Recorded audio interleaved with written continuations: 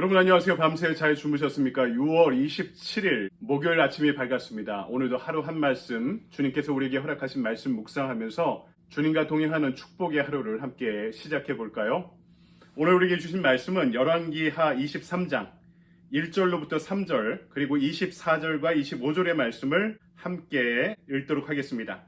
왕이 보내 유다와 예루살렘의 모든 장로를 자기에게로 모으고 이에 왕이 여호와의 성전에 올라가매 유다 모든 사람과 예루살렘 주민과 제사장들과 선지자들과 모든 백성이 노소를 막론하고 다 왕과 함께 한지라.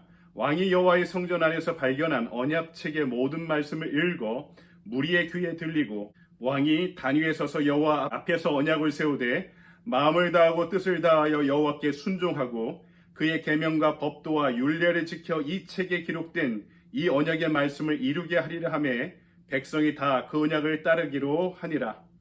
요시아가 또 유다 땅과 예루살렘에 보이는 신접한 자와 점쟁이와 드라빈과 우상과 모든 가증한 것을 다 제거하였으니 이는 대제사장 hil기야가 여호와의 성전에서 발견한 책에 기록된 율법의 말씀을 이루려 함이라.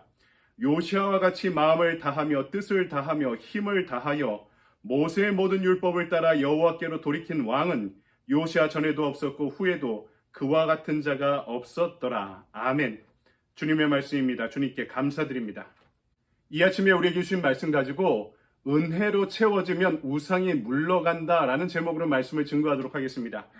요시아 왕은요, 유다 왕국의 마지막을 지키는 불꽃이 됩니다. 어제 우리가 읽었던 22장의 14절 이하의 말씀을 보면은요, 종교개혁을 시작할 때 대제사장 hil기야의 도움을 받는데 이뿐 아니라 여선지자 훌다라는 사람의 도움을 얻기도 합니다. 그런데 이 여선지자는요, 핸디캡이 있는 사람이었습니다. 어떤 핸디캡이었냐면 국가 권력이 생기고 나서 처음 등장한 여선지자였습니다. 그리고 말씀을 보면 예루살렘 둘째 구역 출신이라고 나왔는데 이 구역이 어떤 구역이냐? 북왕국 이스라엘이 멸망하고 난민들이 대거 이 남왕국 유다로 유입되게 되었는데요. 그들이 모아 살던 지역이 예루살렘 둘째 구역이었습니다. 그리고 그녀는 또 살룸의 아내라 했는데 남편이 하층 관원이었습니다. 하지만 왕은요, 신분이 너무나 미천한 이 여선지자의 예언을 하나님의 말씀으로 듣고 완수해 가려고 노력합니다. 우리도 사람을 껍데기 보고 평가하지 말아야 됩니다. 하나님의 말씀은 누구를 통해서도 우리에게 들릴 수 있기 때문입니다. 여선지자 훌다의 예언은 이런 겁니다. 너는 괜찮다. 하지만 너희 후대에 유다는 반드시 망할 것이다. 여러분, 어디서 들은 예언 아닙니까? 히스기야도 이사야를 통해 이런 예언을 들었습니다. 그러니까 히스기야 같은 성군, 요시야 같은 성군 때에는 하나님께서 그 심판을 유예하시지만 그 심판이 이후에 반드시 진행된다는 예언이었던 거죠. 그런데 그 예언 앞에 히스기야는 만족합니다. 나 때 이루어지지 않아서 다행이다 이렇게 이야기하는데 반면에 요시야는요, 심판과 멸망의 예언이 후대에 이루어질 것을 듣고도 간절한 마음으로 개혁을 계속 진행해 갑니다.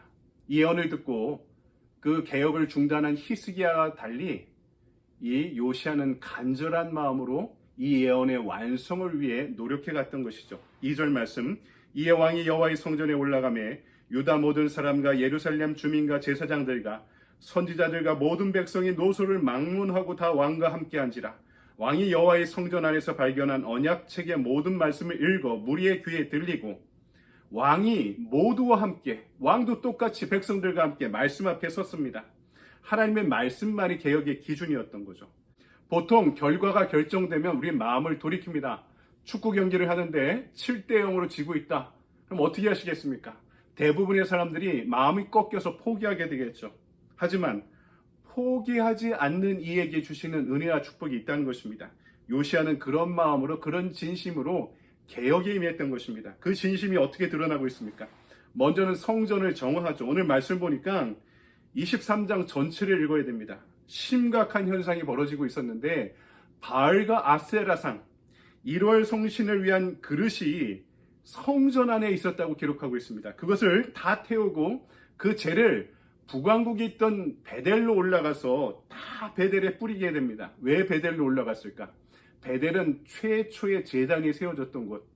여로보암이 남북 왕조가 갈라지면서 백성들을 성전에 못 데리고 가게 만들기 위해서 베델의 성소 제단을 세우고 백성들을 거기서 예배드리게 제사드리게 했던 것인데 나중에는 우상 숭배의 근원지가 되고 맙니다. 지금 그 성전 안에 있던 기물을 우상을 다 모아 제를 만들고 그 우상 숭배의 근원지에 가서 뿌려버렸다.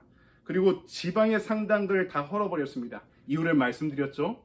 이 지방의 권한, 지방의 유지들과 아주 곤고하게 결합된 지방의 권력단체이기도 했고 백성들이 중앙의 성전보다 산당에서 제사드리기를 더 즐거워했기 때문이라고 말씀드려서 어느 정부, 어느 행정부, 어느 왕도 이 산당을 허물기를 주저했다. 리스크가 커서 그냥 남겨놓았다라고 말씀드렸습니다. 그런데 지금 요시아는요, 지방의 산당들도 다 헐어버리고 제거합니다. 그리고 이 산당의 제사장들이 거의 레위지파 출신들이었는데 이 제사장들은 성전의 제단에 올라오지 못하게 만들었습니다. 이들을 통해 성전의 제사가 산당의 제사와 섞이지 않게 만들려고 했던 것입니다. 그리고 여기서 그치지 않습니다. 어제 말씀드렸듯이 각 가정의 드라빔, 신상까지 다 제거해버립니다. 종교개혁이 공공의 영역에서만 그치지 않고 일상의 모든 영역, 각 가정까지 철저하게 이행되고 있음을 보여주고 있는 것이죠. 여러분, 이것은 사명이 없는 자가 할 수 없는 일이었습니다. 그런데 무려 26살의 나이에 요시아는 이 개혁을 시작했습니다. 어떻게 이것이 가능했을까요? 첫 번째 오늘 말씀은 하나님의 은혜가 우상을 몰아낸다는 사실을 알려주고 있죠. 내 욕망이 사라지지 않는 이상 우상이 없어지지 않습니다. 우상은 나의 욕망으로부터 시작되죠. 그래서 우리는 하나님으로 나의 마음을 채워가야 됩니다. 어떻게? 그것은 말씀으로 시작합니다. 하나님 없는 사람은 욕망에 사로잡히게 되어 있습니다. 그것이 우상 숭배의 시작입니다. 그래서 우상 숭배를 없애는 길은 내가 죽고 그리스도로 사는 길밖에 없습니다. 우상은 하나님의 은혜가 충만하지 못해서 나에게 생기는 것입니다. 반대로 하나님의 은혜가 충만하면 나에게 두 가지 현상이 일어납니다. 첫 번째는 아무것도 부럽지 않습니다. 두 번째, 아무것도 두렵지 않습니다. 그래서 하나님의 은혜로 내가 충만해지면 우상이 물러가게 되어 있습니다. 생기지 않습니다. 우상은 하나님이 계신 자리를 대신 차지하려는 것이기 때문입니다. 하나님이 안 계시면 내 욕망이 채워지며 우상 숭배가 강해지기 시작하는 것입니다. 반대로 하나님이 은혜로 채워주시면 우상은 물러가게 되어 있는 줄 믿습니다. 두 번째, 내 인생에서 하나님으로 채워지면 조건이 물러가게 되어 있습니다. 여러분, 사랑하면 조건이 없어지죠. 남녀간의 순수한 사랑도, 또 부모가 특별히 자식을 사랑하는 것도 조건이 없습니다. 사랑의 조건이 들어오는 순간 그 사랑이 훼손되기 시작합니다. 결혼을 준비하다 깨지는 이유가 어디에 있습니까? 사랑보다 조건이 앞서기 시작하며 그런 것입니다. 조건을 넘는 것이 사랑입니다. 여러분 생각해 보십시오. 하나님이 조건 보시고 나를 구원하셨을까? 사랑하셨을까? 하나님이 저와 여러분을 왜 사랑하고 구원하셨을까요? 왜 우리를 위해 십자가에 달려 돌아가셨습니까? 그냥요. 우리가 자녀이기 때문에 그 사실 하나만으로 당신의 피와 살을 쏟으시며 우리를 구원하신 것입니다. 어느 집안에 자녀가 4명입니다. 부모가 조건으로 자녀들을 평가합니다. 학교 다닐 때는 성적순으로 세우고, 나이 들어 직장생활하면 성공한 순서로 자녀들을 줄 세웁니다. 이런 가정이 있습니다. 불행한 가정이죠. 사랑을 잃어버린 증거입니다. 여러분, 요시아의 개혁의 진정성은 그가 바로왕 느고에 의해서 전사할 때까지, 죽을 때까지 그 개혁을 포기하지 않았다는 점입니다.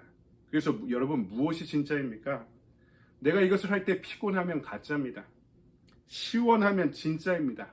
성령께서 감동 주시면 의미를 찾을 수 있고 내가 거기에 마음을 쏟을 수 있습니다. 힘들어도 그러면 신바람 나지요. 여러분, 하나님이 우리에게 그런 마음 주시기를 소망합니다. 진심으로 소망합니다. 성령께서 역사하시면 피곤함이 아니라 시원함을 주십니다. 그래서 진짜는 성공과 실패로 가늠할 수 있는 것이 아닙니다. 우리는 피곤하면 포기하죠. 하지만 그 길에 시원함이 있고 내 인생을 시원하게 해주는 것이 있고 아름다움이 있으면 계속 뛰어갈 수 있습니다. 가능성이 안 보이고 실패할 것 같아도 발버둥 치며 갈 수 있는 것입니다. 하나님의 인도하시는 길이라면, 그 가운데 은혜가 채워진다면 조건 걸지 말고 하나님 주신 은혜로 내 삶을 채워가며 그 사명을 감당해 가면 됩니다. 그때 하나님께서 내 인생을 시원케 해 주실 줄 믿습니다. 사람도 마찬가지죠. 여러분, 우리는 피곤하게 만드는 사람 되지 말고 시원하게 만드는 사람 됩시다. 사울은요, 마음에 하나님을 잃어버리니 자기의 욕망이 차지하기 시작합니다. 악한 영이 틈타기 시작합니다. 그러니까 자기도 피곤하고 남들도 피곤하게 만들죠. 하지만 다윗에게는 성공과 실패가 중요한 것이 아니었습니다. 하나님의 뜻과 그분의 영광을 위해 사는 것이 더 중요했죠. 그래서 다윗은요, 하나님을 시원케 만든 사람이 될 수 있었던 것입니다. 요시아가 발버둥 쳐도 그 자녀 때 망해버립니다. 그리고 요시아 자신도 심지어 전사합니다. 그렇다면 개혁이 실패한 것일까? 왜 하나님은 이런 성군을 데려가셨을까? 바로왕 느고가 아수르를 치기 위해 올라가다가 그 가운데에 있던 이스라엘을 지나가니까 이 유다의 왕이 우리 땅을 지나가지 말라 하고 전쟁이 일어나다 사망한 것입니다. 너무나 어이없습니다. 이것을 어떻게 해석해야 될까요? 그런 성군을, 그런 개혁의 성군을 왜 데려가셨을까? 사도행전 1장의 제자들이 부활하신 예수님께 이렇게 묻습니다. 이스라엘 나라를 회복하심이 이때니까? 예수님이 어떻게 말씀하십니까? 때와 시기는 아버지께서 자기의 권한에 두셨으니 너희가 알 바가 아니요. 오직 성령이 너희에게 임하시면 너희가 권능을 받아 예루살렘과 온 유다와 사마리아와 땅끝까지 이르러 내 증인이 되리라 하시니라. 제자들의 질문의 요지는 뭡니까? 이스라엘의 생존, 이스라엘의 회복이었습니다. 하지만 예수님의 대답은 하나님의 나라, 영적인 이스라엘이었던 것입니다. 유다가 망하느냐 망하지 않았느냐로 결론 짓는다면은 요시아의 종교개혁은 실패한 거죠. 왜? 망해버렸습니까? 하지만 하나님의 나라가 이루어져 가는 구속사에서 관점에서 본다면은 요시아의 종교개혁은 역사의 진보와 성취가 분명했던 것입니다. 왜냐하면은 나중에 포로 후기 고국으로 돌아왔던 에스라와 느헤미야의 종교개혁이 이미 요시아가 시작한 그 개혁의 경험과 전승과 말씀 위에서 시작되었기 때문입니다. 그런 의미에서 요시아의 종교개혁은 분명히 성공적이었다라고 말할 수 있는 것입니다. 내 인생에서도 마찬가지죠. 취업하는 거, 어떤 중요한 비즈니스를 계약하는 거, 결혼하는 거, 진급하는 거, 돈을 버는 거, 사업의 성공 여부, 이것을 바라보는 관점도 마찬가지죠. 그것만이 응답일까요? 그것이 안 이루어지면 실패한 것일까요? 여러분, 유다의 왕국과 그 시기를 넘어서는 응답을 보여주신 하나님께서도 우리 인생에서 나 자신의 시선과 내가 생각하는 영역을 넘어 응답하실 때가 있습니다. 하나님의 구속사는 나의 시야를 벗어난 구속사적인 결과이기 때문에 그런 것입니다. 하나님의 큰 계획 가운데 이루어지는 것이기 때문에 나의 협소한 시선으로 안 보일 때도 있습니다. 그러면 어떻게 해야 될까요?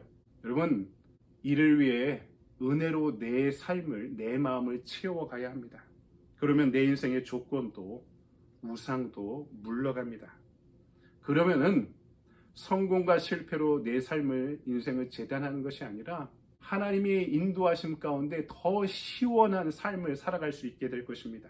오직 말씀으로, 은혜로, 성령의 역사로 내 삶을, 그리고 우리의 역사를 그렇게 채워가는 저와 여러분의 하루가 되기를 소망합니다. 아멘. 적용의 질문입니다. 오늘 내 안의 우상을 몰아내기 위해 내가 결단해야 할 것은 무엇입니까? 너무나 단순하고 분명하고 자명합니다. 말씀과 기도밖에 없습니다.